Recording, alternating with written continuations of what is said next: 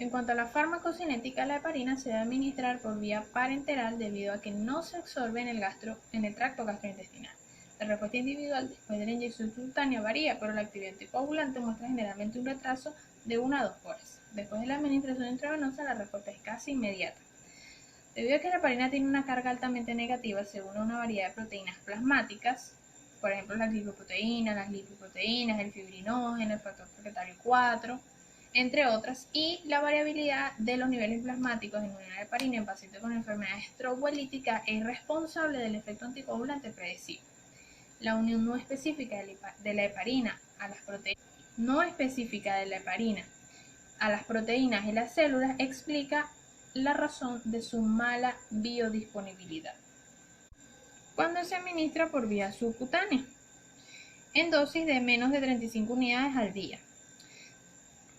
En cuanto al mecanismo de acción, de manera general, las heparinas se unen a la antitrombina 3, acelerando la inactivación de algunas enzimas encargadas de la coagulación, como la trombina, el factor 10A y el factor 2A.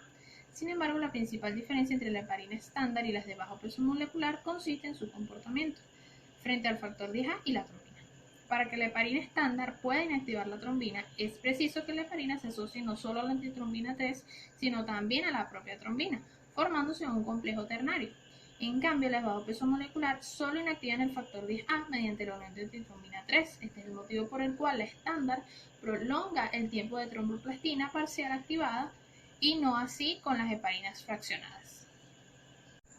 Se utiliza para el tratamiento de la trombosis venosa profunda o embolia pulmonar, para el tratamiento de tromboembolismo arterial, incluyendo tromboembolismo cerebral, o para el tratamiento de trombosis mural, tratamiento de la angina inestable, de un infarto agudo de miocardio en evolución, es decir, trombosis de la arteria coronaria, tratamiento de un infarto agudo en pacientes tratados con estreptoquinasa o anilicterplasa simultáneamente, tratamiento de la coagulación intravascular diseminada, la profilaxis de la trombosis, profilaxis de trombosis venosa profunda. También se utiliza para la profilaxis de trombosis o embolia pulmonar en pacientes con mayor riesgo después de sufrir un infarto de miocardio agudo. También se utiliza para la profilaxis de la trombosis mural en pacientes con un infarto agudo de miocardio transmural anterior. También se utiliza para mantener la permeabilidad en la línea de pacientes que reciben nutrición parenteral total, la prevención o pérdida de trombosis en el embarazo en pacientes con síndrome de anticuerpos antifosfolípidos. En cuanto a los efectos colaterales y secundarios, podemos encontrar sangrado, moretones anormales, vómito sanguinolento, sangre fresca en las heces o heces negras con aspecto de alquitrán, sangre en la orina, cansancio excesivo, náuseas y vómitos. En cuanto a las contraindicaciones, la heparina se debe utilizar con precaución en pacientes con antecedentes de trombocitopenia inducida por la heparina. La trombocitopenia puede presentarse de dos formas: una trombocitopenia benigna reversible no inmune y una trombocitopenia inmune más grave, más tardía, mediada por la IgG. Aunque la heparina puede usarse con seguridad en pacientes con antecedentes de trombocitopenia no inmunitaria, un anticoagulante alternativo debe utilizarse en pacientes con este tipo de antecedentes, ya que estos pacientes pueden desarrollar complicaciones trombóticas durante la terapia de heparina. Antes del tratamiento con heparina debería ser descartada una coagulopatía. Las pruebas de coagulación de la sangre se deben realizar antes y periódicamente durante el tratamiento. También la heparina se debe utilizar con precaución extrema en pacientes con una condición o estado de la enfermedad que podría aumentar el riesgo de hemorragia. Esto puede incluir la endocarditis infecciosa, el aneurisma disecante de la aorta, la úlcera péptica, diverticulitis, enfermedades inflamatorias u otro tipo de interacciones. La administración conjunta con otros fármacos que actúan sobre la hemostasia, como otros anticoagulantes, trombolíticos, AINES, glucocorticoides sistémicos, ticlopidina, clopidogrel, antagonistas de la vitamina K, etc., pueden potenciar el efecto anticoagulante de las heparinas. La heparina sódica puede ser administrada por vía intravenosa en infusión continua o bolo, intraarterial o subcutánea. Debe evitarse la administración intramuscular por el riesgo de hematomas locales. La dosis de heparina debe ser individualizada y ajustada según los tiempos de coagulación. Una técnica recomendable es diluir 7.5 unidades de heparina en 100 ml de solución y luego de eso aplicar o administrar de 6 a 8 ml por cada 100 ml de sangre completa. Esta dura 24 horas a temperatura ambiente una vez que es diluida. En cuanto a la farmacocinética, la warfarina no tiene ningún efecto sobre el trombo ya formado. Después de una dosis oral, la warfarina se absorbe prácticamente en su totalidad con una concentración plasmática máxima observada en las primeras 4 horas.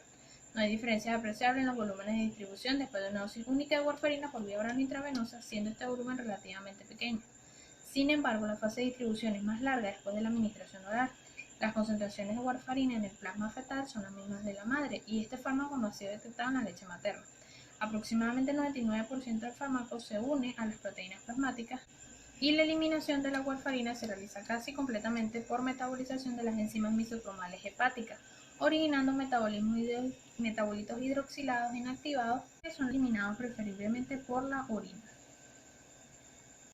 En cuanto al mecanismo de acción, la warfarina inactiva la vitamina K en los microsomas hepáticos e interfiere así con la formación de los factores de coagulación 2, 7, 9 y 10. Normalmente la warfarina es una mezcla de dos isómeros ópticamente activos y los enantiómeros S y F. La anticoagulación está contraindicada en cualquier situación en la que el riesgo de una hemorragia potencial sea mayor que los beneficios potenciales de la misma. La warfarina está contraindicada en caso de tendencia hemorrágica o discrasia sanguínea, cirugías recientes o próximas, ulceraciones en los tractos digestivos, geniturinarios y respiratorios, hemorragias cerebrales, aneurismas u otras localizaciones, pericarditis, endocarditis, en hipertensión maligna, en caso de anestesia o punción espinal o epidural. También esta se clasifica dentro del grupo X de riesgo durante el embarazo y está contraindicada en caso de las mujeres que quedan embarazadas, ya que atraviesa la barrera placentaria y puede ocasionar hemorragias fetales. En cuanto a los usos terapéuticos, la warfarina se utiliza para prevenir que se formen coágulos de sangre o que crezcan más grandes en la sangre o en los vasos sanguíneos. Esta se receta para personas con ciertos tipos de ritmos cardíacos irregulares o personas que tienen válvulas cardíacas artificiales o personas que han sufrido un infarto. En caso de los efectos secundarios, tenemos a las hemorragias en cualquier tejido u órgano. Los signos y síntomas y la severidad de la misma va a depender de la localización. Las complicaciones de la hemorragia pueden incluir parálisis, parestesia, cefalea, dolor torácico, abdominal, muscular, mareos, jadeos, dificultad para respirar o tragar, debilidad, hipotensión. Y hay que tener en cuenta que el sangrado no siempre corresponde al valor TP y EINR. Reacciones adversas poco frecuentes son las reacciones de hipersensibilidad, microembolización por colesterol, síndrome de dedos azules, hepatitis, vasculitis ictericia y elevación de las enzimas hepáticas. También encontramos la dermatitis, la fiebre, la náusea, el prurito, la alopecia y las parestesias. En cuanto a las interacciones medicamentosas, la acción de la warfarina puede potenciarse por varios medicamentos y factores, incluyendo los antibióticos de amplio espectro que eliminan la flora intestinal productora de vitamina K, los hidratos de cloral, los salicilatos, la quinina, el alcohol y cualquier forma de lesión hepatocelular o colitiasis extrahepática, incluida la congestión pasiva del hígado. La respuesta terapéutica de los anticoagulantes de tipo warfarina puede reducirse de manera significativa mediante el empleo simultáneo de barbitúricos, haloperidol y antihistamínicos. La warfarina puede elevar los niveles de las transaminasas séricas y esto es algo muy importante que debemos tener en cuenta. En cuanto a la vía de administración, se administra por vía oral, una vez al día, con o sin alimentos, y se recomienda el uso de guantes para su manipulación. La administración endovenosa solamente está indicada en pacientes que no pueden ser tratados por vía oral.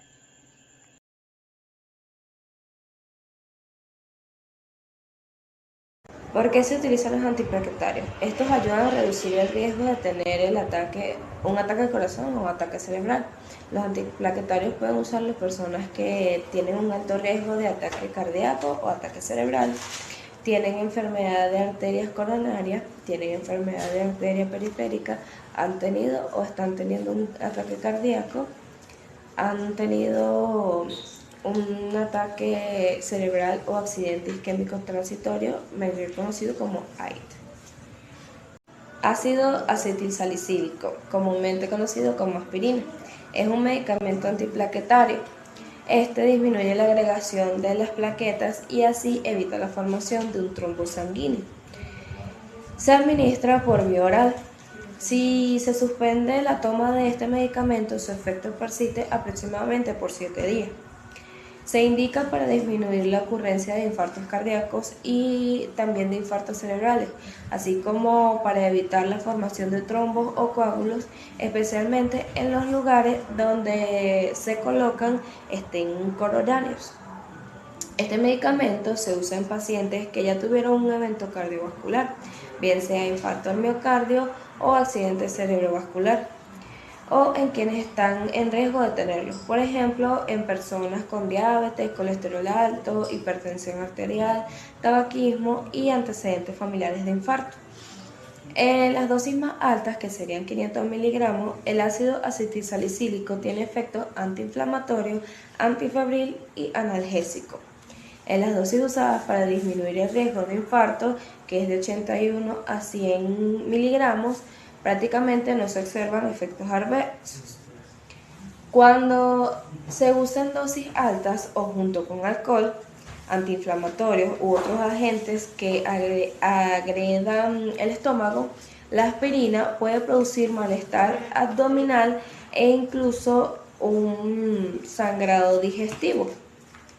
El clopidogrel es un medicamento del grupo de los antiplaquetarios. Este disminuye la agregación de las plaquetas y así evita la formación de un coágulo. Se administra por vía oral y tiene un efecto potente que persiste hasta 5 y 7 días luego de suspender su uso. Se suele administrar en conjunto con la aspirina en dosis bajas. Está indicado para el tratamiento de los síndromes coronarios agudos como angina de pecho, infarto del miocardio y para los pacientes con implantes de stent. Puede también indicarse para tratar algunos tipos de accidentes cerebrovascular. Los efectos adversos más frecuentes son el sangrado en el aparato digestivo, en el sistema nervioso central y en los sitios donde se introducen agujas para hacer cateterización. O también se pueden en otros procedimientos. El tirofiban es un inhibidor de la glicoproteína plaquetaria derivado de la tirosina. Por ser un compuesto de bajo peso molecular, no presenta imunogenicida. Los estudios clínicos realizados han demostrado que el tirofiban asociado a la heparina es más efectivo que la heparina sola en los pacientes con síndromes coronarios isquémicos.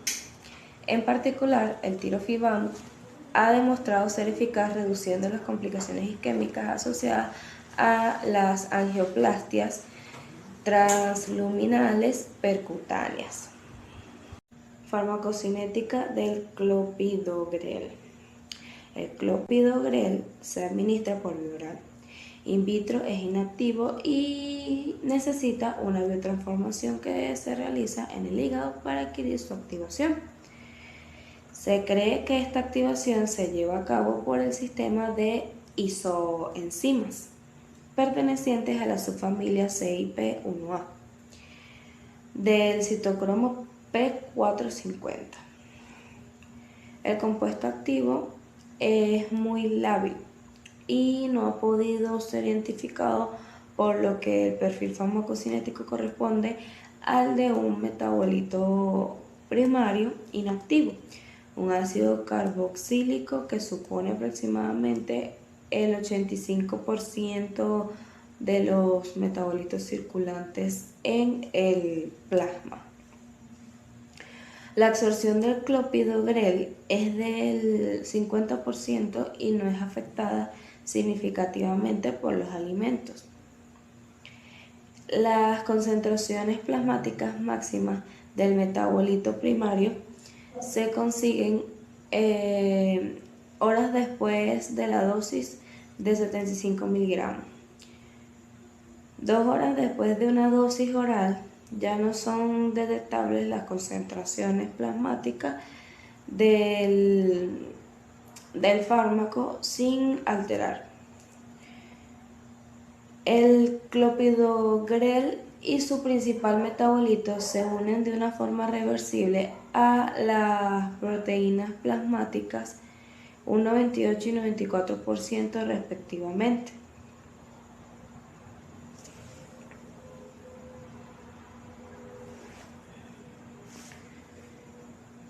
Aproximadamente el 50% del clopidogrel de marcado radioactivamente se elimina en la orina, en la diuresis, mientras que el 46% lo hace en las heces a lo largo de un periodo de 5 días, que la semivida plasmática es de aproximadamente 8 horas. 2 horas después de una única dosis oral, ya se observa una inhibición de la agregación plaquetaria. Con dosis repetidas de 75 miligramos por día, el máximo de inhibición de la agregación plaquetaria se consigue a los 3 o 7 días. En condiciones de equilibrio, la agregación plaquetaria es inhibida en un 40 a 60%. La prolongación del tiempo de hemorragia no es afectada de forma significativa por la edad, la disfunción renal o el género. La agregación plaquetaria y el tiempo. Farmacocinética del tirofibam. El tirofibam se administra intravenosamente. El régimen de tratamiento recomendado es de 0.4 microgramos por kilogramo por minuto intravenoso durante 30 minutos seguidos, y de infusión intravenosa de 0.1 microgramos por kilogramo por minuto, lo que ocasiona una concentración plasmática constante. Este medicamento no se une en gran parte o en gran medida a las proteínas plasmáticas, y la parte que se une es independiente de las concentraciones plasmáticas del fármaco. En el plasma humano, la parte libre alcanza un 35%. El fármaco prácticamente no se metaboliza. El aclaramiento plasmático del tirofibam es de 152 a 267 mililitros por minuto, disminuyendo en un 19 a 26% en los pacientes mayores de 65 años. También se reduce el aclaramiento plasmático en un 50% o más en los sujetos con insuficiencia renal grave. El aclaramiento de creatinina es menor de 30 mililitros en pacientes en tratamiento de hemodiálisis. La insuficiencia hepática moderada modifica el aclaramiento del tirofibam, y aproximadamente el 65% de las dosis administradas se elimina o se excreta por vía renal. En su mayor parte se excreta por allí sin metabolizarse.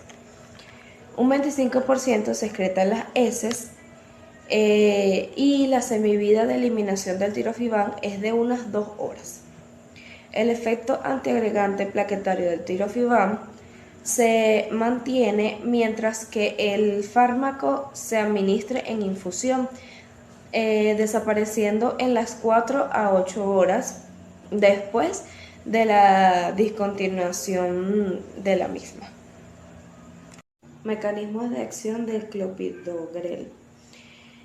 Este es inactivo in vitro y requiere una activación hepática para ejercer sus efectos como antiagregante plaquetario. El metabolito activo inhibe selectiva e irreversiblemente la agregación plaquetaria inducida por la ADP, impidiendo la unión de la adenosina difosfato al receptor plaquetario. De esta manera, la activación del complejo glicoproteico resulta alterada. Como este complejo es el receptor más importante para el fibrinógeno, su inactivación impide la unión del fibrinógeno a las plaquetas, lo que finalmente inhibe la agregación plaquetaria. Dado que el metabolito activo del clopidogrel modifica de forma irreversible el receptor plaquetario, las plaquetas están expuestas al fármaco y permanecen alteradas el resto de su vida. El metabolito activo del clopidogrel también inhibe la agregación plaquetaria inducida por otros agonistas. Sin embargo, este no inhibe la fosfodiesterasa. Mecanismos de acción del ácido acetilsalicílico. El ácido acetilsalicílico posee un efecto inhibidor marcado e irreversible de la agregación plaquetaria. La inhibición de la ciclooxigenasa se manifiesta de forma especial en las plaquetas incapaces de sintetizar nuevamente la enzima. Se cree que el ácido acetilsalicílico también ejerce otros efectos inhibidores o inhibitorios sobre las plaquetas. El ácido acetilsalicílico, como todos los salicilatos, pertenece al grupo de antiinflamatorios analgésicos no esteroideos conocidos como AINES, de carácter ácido. El ácido acetilsalicílico es un éster de ácido salicílico compuesto con propiedades analgésicas, antipiréticas y antiinflamatorias. Su mecanismo de acción se basa en la inhibición de la ciclooxigenasa y, en consecuencia, de los prostaglandinoides, como la prostaglandina. Mecanismo de acción del tirofibán. Es un inhibidor competitivo de la glicoproteína, lo que impide la unión de fibrinógeno, del factor de von Willebrand y de otros ligandos adhesivos al receptor de las plaquetas activadas. La glicoproteína pertenece a la familia de las integrinas, una familia de moléculas de adhesión que se encuentra en casi todas las células e interviene en multitud de respuestas fisiológicas. La glicoproteína es específica de las plaquetas y su receptor plaquetario y es muy abundante. Al unirse el fibrinógeno y otros ligandos a este receptor, se produce una serie de enlaces entrecruzados, lo que en último termina conduciendo a la formación de un trombo. Los inhibidores de la glicoproteína previenen la agregación plaquetaria independientemente del agonista implicado. Así, el tirofibán bloquea la agregación plaquetaria inducida por la trombina, mientras que la aspirina es inactiva frente a este agonista. El tirofibán no tiene ningún efecto sobre el tiempo de protrombina o sobre el tiempo parcial de la tromboplastina activada. Uso terapéutico de los antiplaquetarios. ¿Qué es la terapia antiplaquetaria? Hablemos un poco de ella. Los antiplaquetarios son un grupo de medicamentos que evitan que las células sanguíneas llamadas o denominadas plaquetas se aglutinen o aglomeren y formen un coágulo sanguíneo y luego se compliquen a un trombo. Cuando se produce una lesión en el cuerpo, las plaquetas se dirigen al lugar de la lesión y se aglutinan para formar un coágulo. Esto detiene la pérdida de sangre, lo cual es bueno si uno sufre una cortadura u otro tipo de lesión, pero a veces las plaquetas se aglutinan dentro de un vaso sanguíneo que está lesionado, edematizado o tiene una acumulación de placa, que sería arteriosclerosis, por ejemplo. Cuando esto sucede, las plaquetas pueden formar un coágulo sanguíneo dentro del vaso. Las plaquetas también pueden formar coágulos alrededor de los entes, las válvulas cardíacas artificiales y otros dispositivos que se colocan dentro del corazón o los vasos sanguíneos. Los medicamentos antiplaquetarios pueden evitar la formación de coágulos y para ello se implementa la terapia de antiplaquetarios. Interacciones medicamentosas del clopidogrel. La administración concomitante del clopidogrel con otros fármacos afecta la homeostasia, tales como los antiagregantes plaquetarios, los fármacos trombolíticos o los anticoagulantes entrañan el riesgo de un aumento potencial hemorrágico. Sin embargo, es una práctica común la administración del clopidogrel con algunos de estos agentes. La administración del clopidogrel con aspirina de 500 miligramos 2 veces al día, un solo día, no prolongó significativamente el aumento del tiempo de hemorragia inducido por el clopidogrel. Sin embargo, este último potenció el efecto de la aspirina sobre la agregación plaquetaria inducida por colágeno. Por otra parte, los derivados cumarínicos reducen considerablemente los efectos antiagregantes plaquetarios del clopidogrel. Se desconoce la seguridad de la administración crónica de este fármaco con la aspirina, debiéndose tomar las adecuadas precauciones en caso de recurrir a dicha práctica. En los estudios clínicos en voluntarios a los que se administró heparina y clopidogrel, no se observaron cambios en los efectos de la heparina sobre la coagulación, ni hubo necesidad de un reajuste de la dosis de este anticoagulante.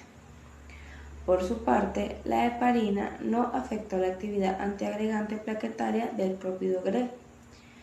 No obstante a esto, no se ha determinado la seguridad de un tratamiento concomitante con ambos fármacos mediante un estudio controlado, por lo que se deberán tomar precauciones en el caso de que se administre heparina a sujetos previamente tratados con clopidogrel.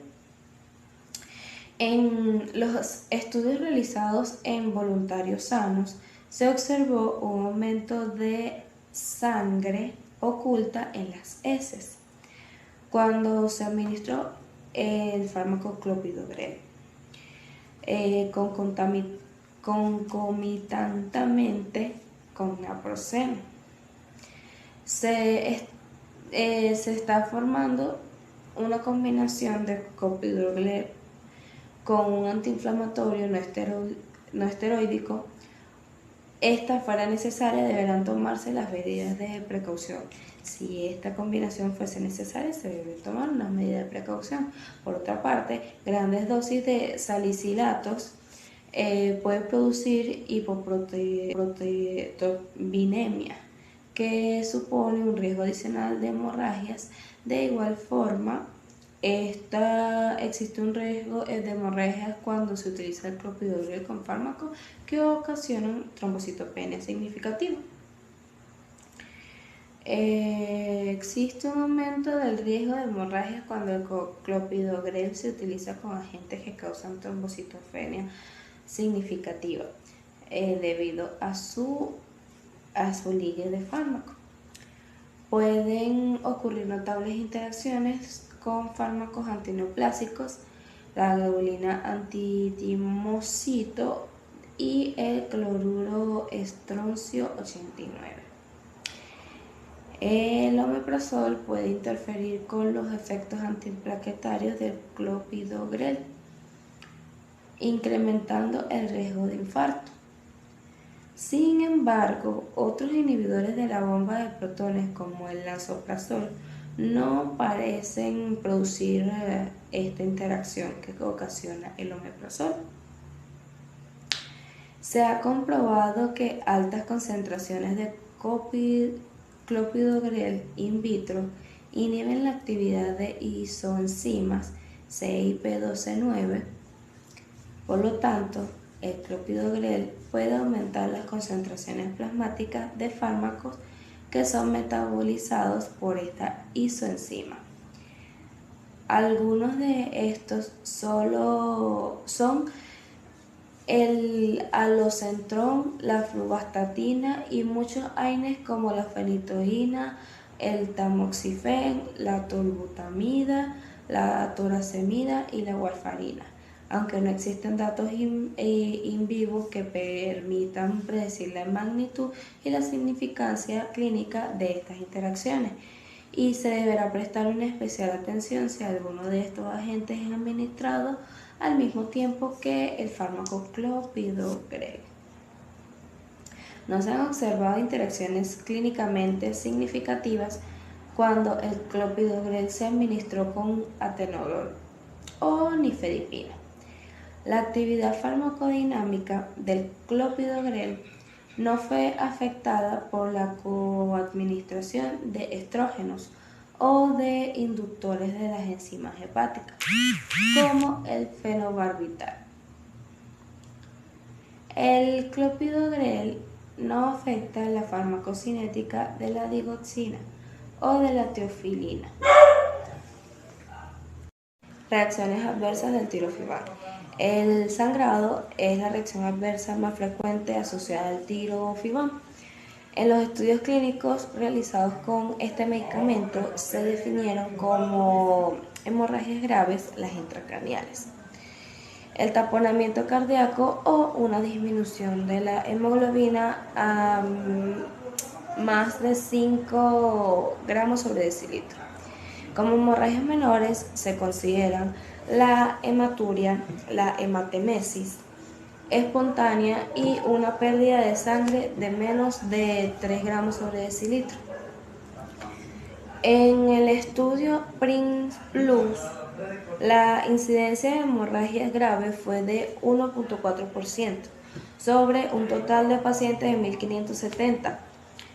En los pacientes tratados con tirofibán más heparina y del 0.8% en los pacientes de control tratados con heparina solamente. Otros estudios realizados con el tirofibán es la prevención de la isquemia en la PSTA. Mostraron una incidencia de hemorragias graves en el 2.2% de los pacientes tratados con tirofibán frente al 1.6% en los pacientes bajo placebo. La incidencia de sangrado fue inferior al 12% de los pacientes bajo tirofibán más heparina y al 6% en los pacientes bajo heparina. En esto se observaron hemorragias intracraneales en el 0.1% de los casos con tirofibán y en el 0.3% con heparina sola. La incidencia de hemorragias retroperitoneales fue del 0.6% para el tirofibán y del 0.3% para la heparina, mientras que el sangrado gastrointestinal y genitourinario osciló entre el 0.1 al 0.2% y el 0 al 0.1% respectivamente. Por regla general, los pacientes mayores y las mujeres mostraron una incidencia de sangrado superior a la de los hombres, tanto si fueran tratados con tirofibán más heparina como si fuesen recibido solo el tratamiento de heparina. Otras reacciones adversas asociadas al uso del tirofibán son edemas, que es un total de 2%, dolor pélvico, un total de 6%, hipotensión asociada a una respuesta vagal, 2%, bradicardia sinusal, 4%, disección coronaria, 5%, dolor de piernas, 3%. Interacciones medicamentosas del tirofibán. El uso concomitante del tirofibán con otros agentes que actúan sobre la homeostasia, anticoagulantes, antiagregantes plaquetarios, AINES y agentes trombolíticos, pueden ir asociados a un aumento al riesgo de sangrado. De igual forma, Grandes dosis de salicilatos mayores a 6 gramos por día puede causar hipoprotombinemia, un factor de riesgo adicional del sangrado. En los estudios clínicos en los que el tirofibán se administró con aspirina y heparina, se observó un aumento de incidencia de sangrado en comparación con los pacientes tratados con heparina y aspirina solo.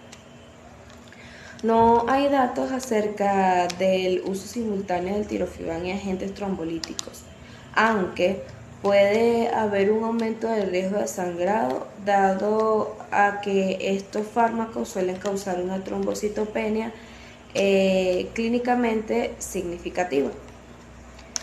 Pueden producirse notables interacciones medicamentosas entre el tirofibán y agentes antineoplásicos, como la globulina antitimócito y cloruro de estroncio 89. Los fármacos se inhiben la agregación plaquetaria, incluyendo el tirofibán. Esto puede reducir la eficacia de terapia fotodinámica con verteporina o porfímero.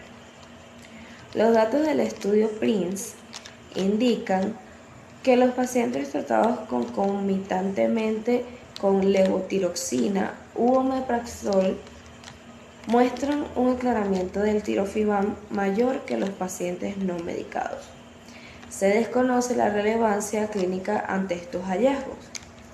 Los datos del estudio PRINCE indican que los siguientes fármacos no afectan significativamente el aclaramiento del tirofibán, y estos fármacos son acebutolol, paracetamol, alprazolam, amlodipina, aspirina, atenolol, bromazepam, captopril, diazepam, digoxina, diltiazem, enalapril, furosemida, gliburida, heparina, insulina, isosorbide, lorazepam, lovastatina, metroclopramida, metoprolol, morfina, nifedipina, nitrato de oxepam, cloruro, potasio, ranitidina, sucralfato y temazepam.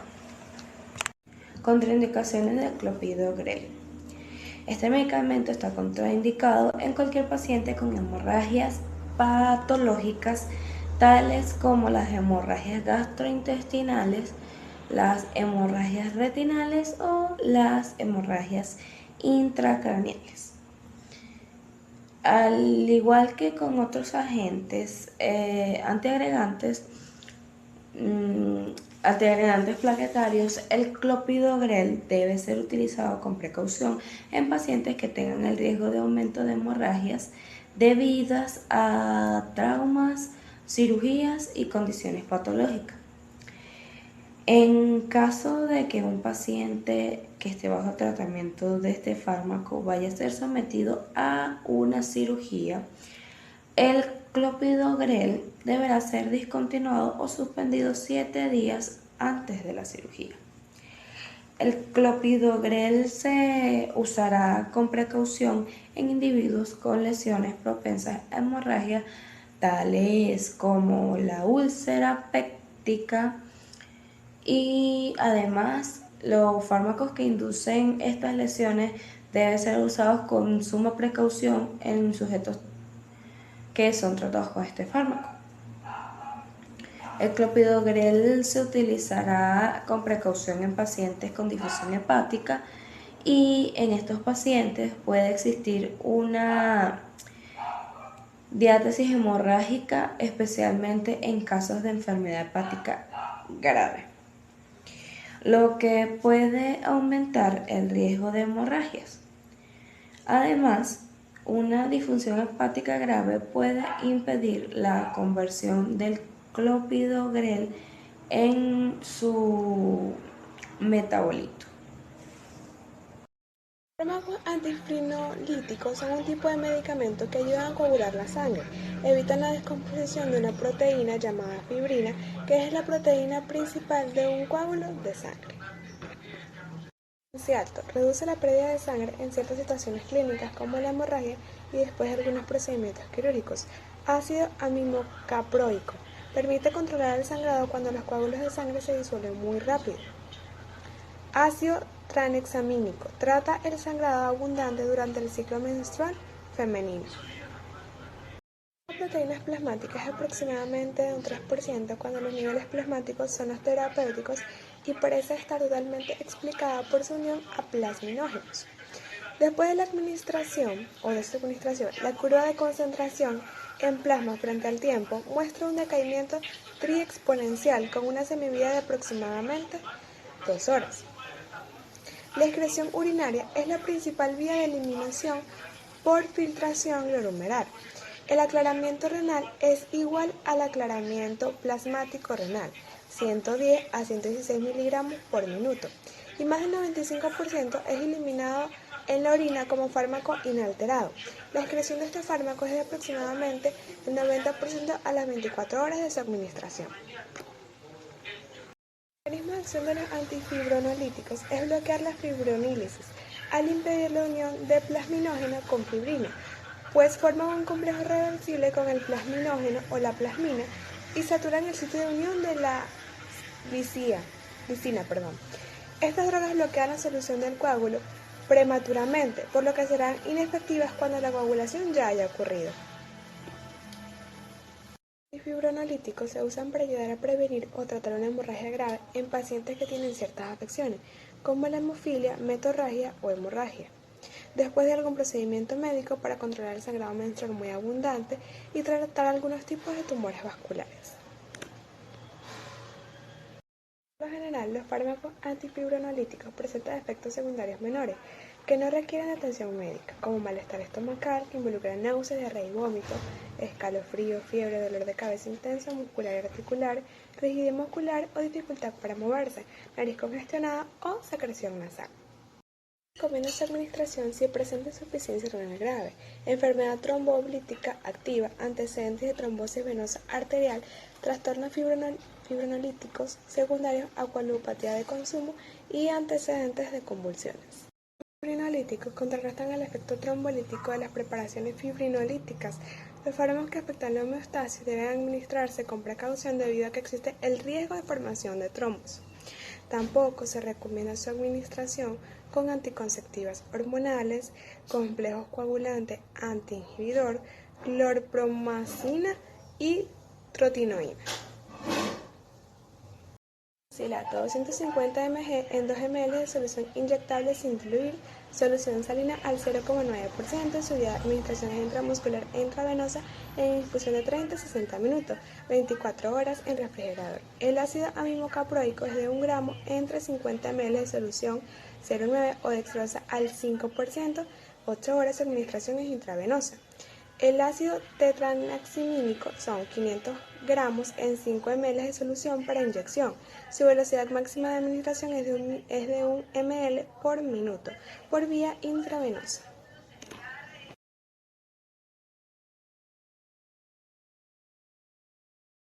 Uroquinasa, farmacocinética.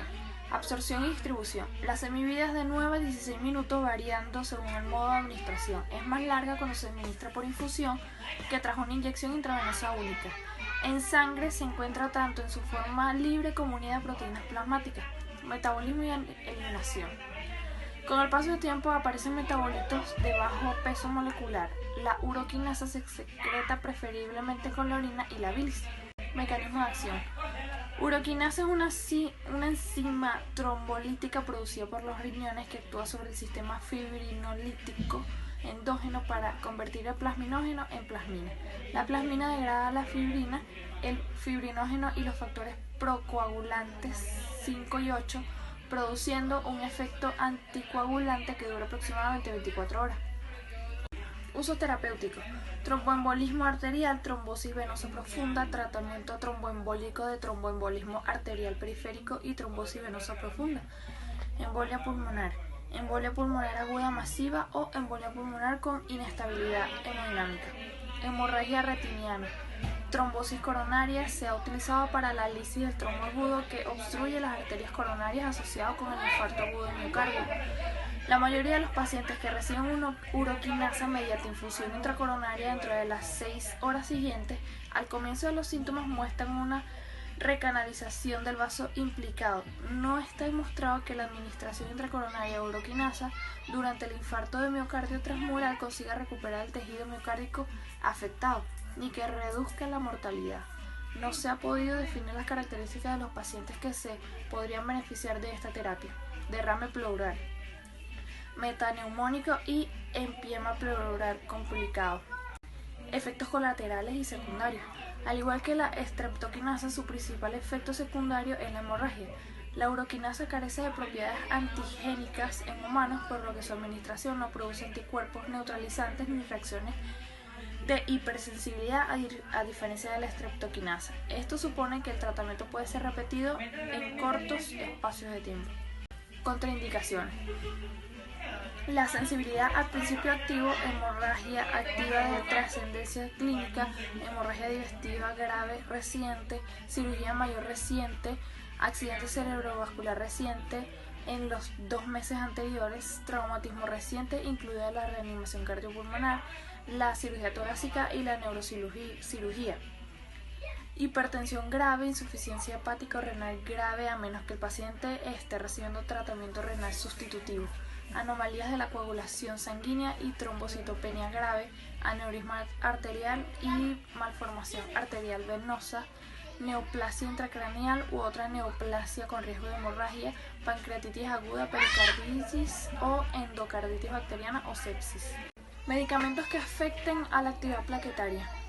La administración simultánea de sustancias que afecten la actividad plaquetaria, por ejemplo, ácido acetilsalicílico, clopidogrel, otros antiinflamatorios no esteroideos, dipiridamol, dextranos, pueden aumentar el riesgo de hemorragia. Vía de administración, estabilidad y diluciones. La uroquinasa se administra por vía intravenosa o intracoronaria. La reperfusión del miocardio se consigue en unos 20 minutos a 2 horas. Los efectos trombolíticos disminuyen pocas horas después de la administración, pero los efectos anticoagulantes se mantienen durante 24 horas. Se debe disolver la dosis a administrar en solución de cloruro de sodio al 0,9% o glucosa al 5%. El volumen total de fluido a infundir no deberá exceder de 20 ml. Vía de administración, estabilidad y diluciones. La uroquinasa se administra por vía intravenosa o intracoronaria. La reperfusión del miocardio se consigue en unos 20 minutos a 2 horas. Los efectos trombolíticos disminuyen pocas horas después de la administración, pero los efectos anticoagulantes se mantienen durante 24 horas. Se debe disolver la dosis a administrar en solución de cloruro de sodio al 0,9% o glucosa al 5%. El volumen total de fluido a infundir no deberá exceder de 20 ml.